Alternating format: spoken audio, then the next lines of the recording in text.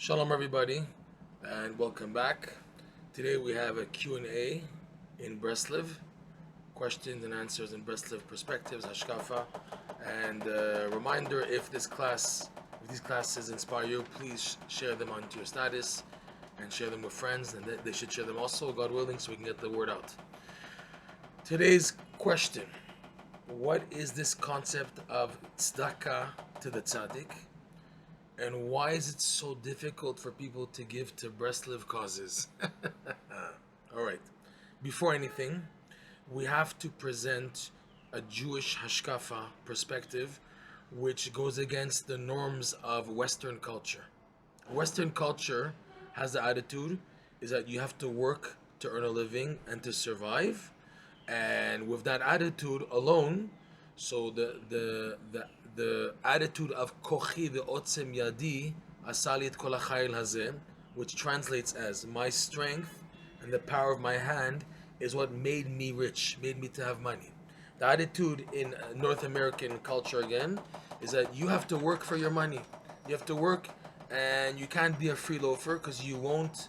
It's unacceptable for someone to not work and to survive is unacceptable. Everybody works, you also have to work. This is the mentality of Western culture, which on one hand makes sense. It makes sense that the world runs on economy. How else are people going to survive? You have to work to survive. It makes sense, okay? Jewish hashkafa is that there is a very big mitzvah called tzedakah, charity. Charity is very severe. In fact, when a person, the Gemara says that if a person does not do tzedakah, he should technically be punished because it's such a big mitzvah. Why are people not punished? The Gemara says because of the Ramayin, the charlatans, and those people who pose to be poor and they're really not.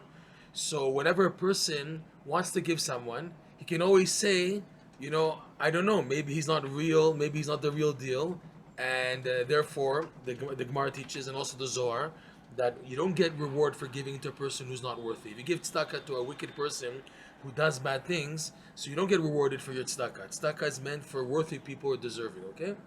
So because of that, we have like a backup to protect us. When we don't give, we can always say, maybe he's not worthy, okay? So now, but the Torah says that this is the attitude, it's a Jewish mentality, that we help each other. Tzedakah and chesed, the verse says, Ki olam chesed ibane, ki amarti olam chesed ibane. The psalmist says, the world is built on kindness, on chesed. That's how the world runs. If it's just on you work, you survive. You don't work, you die. Then people won't make it. The world won't exist. There has to be that attitude of kindness, acts of kindness and chesed. The Torah makes a foundation that this is one of the fundamentals of existence, is to do tzedakah and chesed. Like Hashem himself, he created the world out of his benevolence, out of his goodness. He didn't have to create the world. He didn't have to create us, but he created us in order that there should be a recipient of goodness and kindness. So too, it's expected of us also to do goodness and kindness. According to the nature, there is the idea that you have to work and to survive and in order to exist. That's on the simple level, fine. But what's expected of us? To do tzedakah v'chesed, just like Hashem does kindness and goodness to us, we also have to reciprocate it also to our fellow Jews, to our fellow beings, B'ezrat Hashem. So Jewish perspective, believe it or not, is yes to give tzedakah. The danger of the Western culture is that people develop a very frugal and a very kamtzanit and achzari attitude. Kamtzani means that very people like, you're very cheap, they don't want to help the other person because they're worried about their own money. And also achzari, Rabbi Nachman elaborates this point, that a person is very, and the Midrash also says this, person is very cruel. He says, the guy, he says to himself, you're asking for money, you have arms, you have legs, go work. The Midrash itself says that. Of that example, the person who doesn't want to give tzedakah, he starts arguing, look at this guy, what's he asking for money for? Let him go work. I work, he works, everybody works, let him go work also. So Rabbi Nachman has an amazing lesson number 4 of Likutei Moharan part 2, where Eliyahu Navi, when he was fleeing from the evil king Achav, who wanted to kill him, and his wife Isabel, so he was in hiding, and Hashem sent specifically a bird called orev, ravens, orvim, to bring food and drink for Eliyahu Navi. And Hashem told Eliyahu Navi, "Ve'eta orvim tziviti lechalkalecha." I ordered that the orvim, these ravens, should go and bring you sustenance. Rabbi Nachman teaches that, like the Gemara says, the orev is a very cruel type of bird. It's a bird that doesn't have pity on his offspring. When the mother gives birth to an egg and a chick is born, the raven is black. He's black and gray, and the chick is born white. So she thinks that it's not her child, so she abandons it.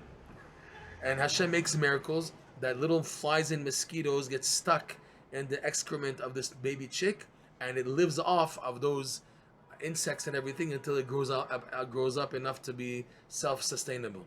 Okay, so Rabbi Nachman from this verse says, "Ve'eta orvim tziviti lechalkelecha." The orev, the raven, is someone, a creature which is very cruel, and yet Hashem ordered it to go against its natural cruelty and to sustain Eliyahu Navi.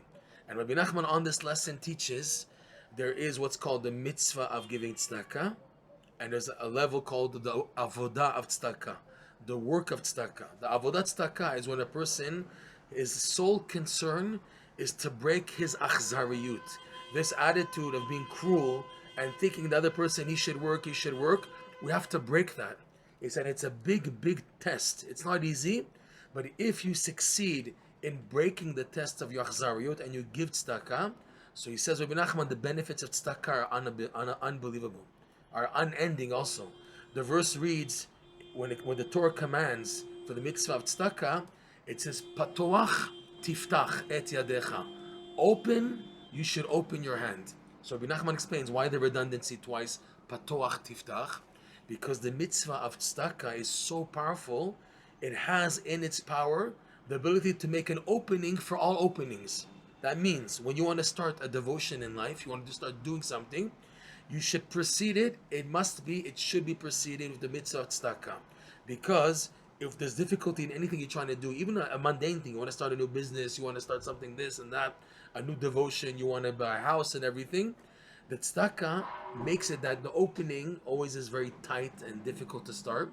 But the tzedakah is patoach tiftach. It's an opening that opens up more. It causes anything else that you want to do to open wide and let it be easy to do.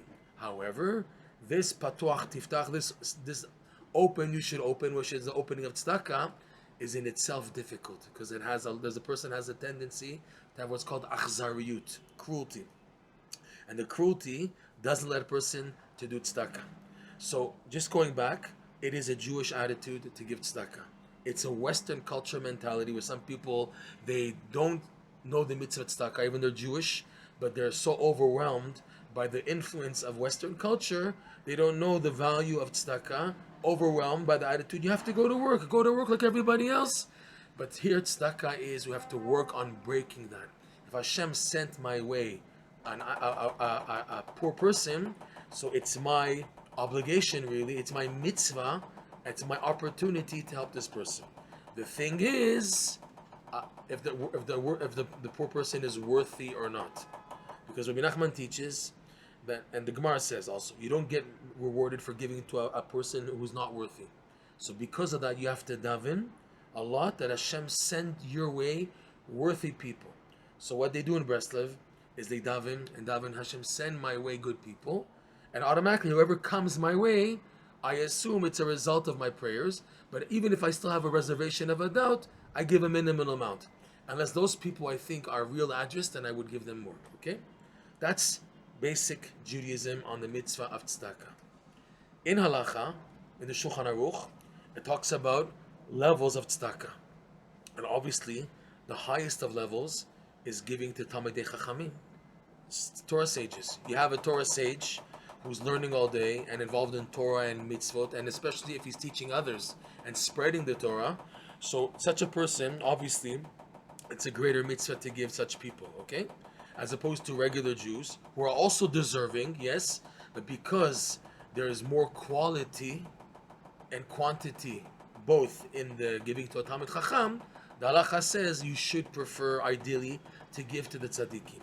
also there's a rule, Rabbi Nachman brings this down also, that when the Talmidei Chachamim and Tzaddikim have a break in their burden and their toil, so it brings an easing to the whole world in general, so that even eventually the regular folk will be lacking less if the Talmidei Chachamim are taken care of Bezat Hashem. It has a rippled effect on the rest of Am Yisrael.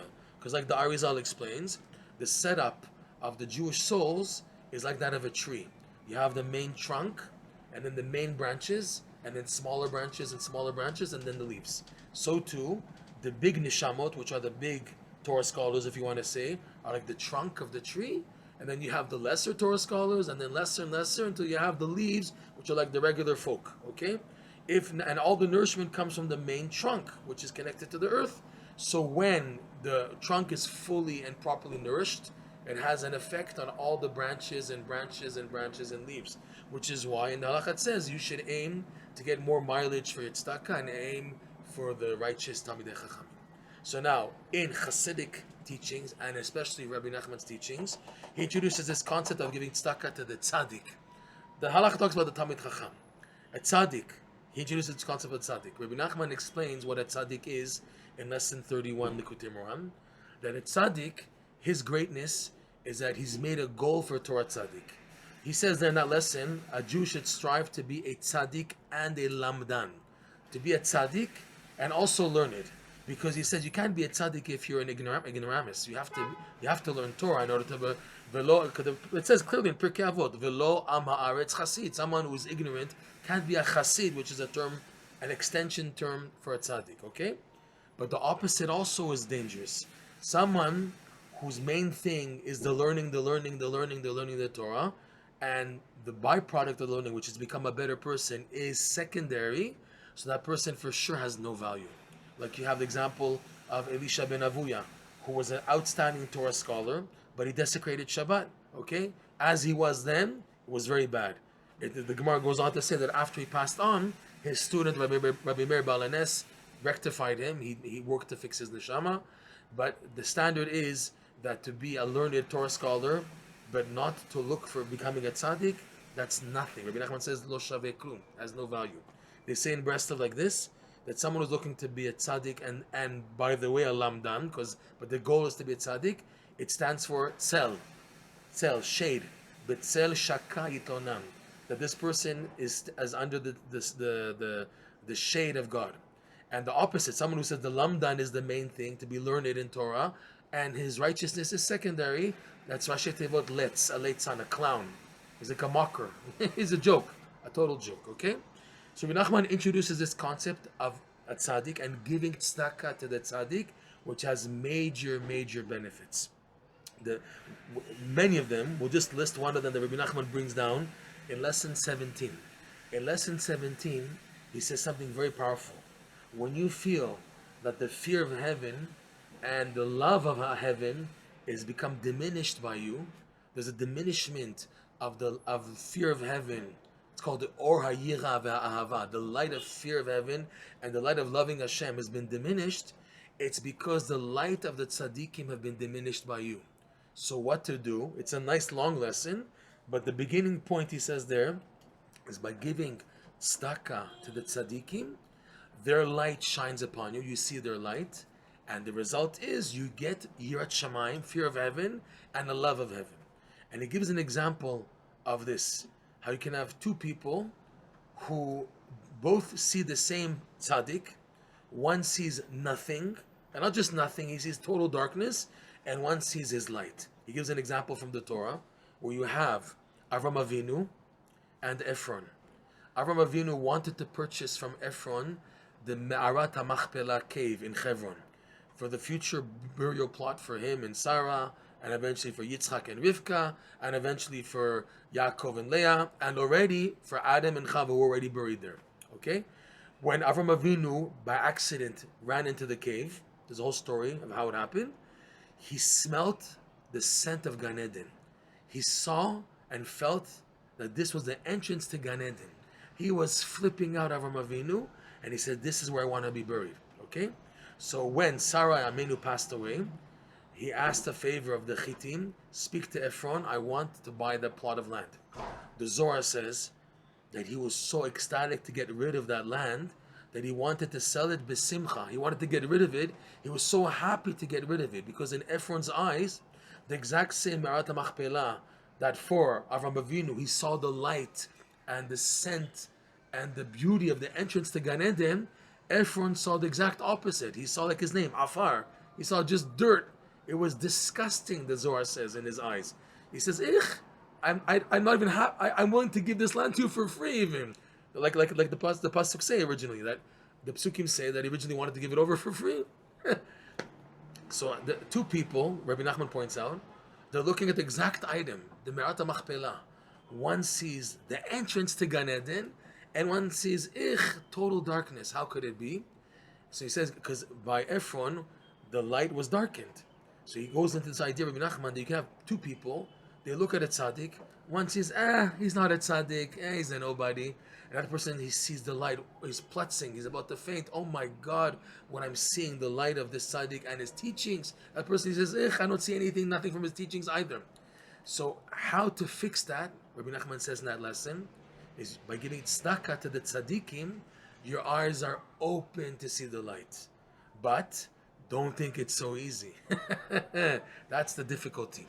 This is why the majority of people are far from giving tzedakah to tzaddikim, because it's such a benefit, it's such a big benefit, so Hashem sends people according to their merit, a lot of unworthy people, or unworthy causes, right? Save the whales, whatever.